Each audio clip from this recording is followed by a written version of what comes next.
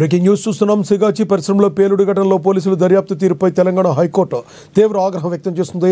ఈ ఘటనపై దాఖలైన అప్పీలుపై విచారణ సందర్భంగా సీజే ఈ మేరకు కీలక వ్యాఖ్యలు చేశారు. పోలీసుల దర్యాప్తుపై నివేదిక ఇవ్వాలని ఏఏజీని ఆదేశించారు. ఇది సాధారణ ఘటన కాదని, 54 మంది కార్మికులు చనిపోయారని హైకోర్టు ప్రధాన న్యాయమూర్తి జస్టిస్ అపరేష్ కుమార్ సింగ్ అన్నారు. ఇంత పెద్ద ఘటన జరిగితే దర్యాప్తు అధికారిక డీఎస్పీని నియమిస్తారా అని ప్రశ్నించారు. ఇక తదుపరి విచారణకు దర్యాప్తు అధికారి కోర్టు ఎదుట హాజరు కావాలన్నారు. తదుపరి విచారణను వచ్చే నెల 9కి వాయిదా వేశారు.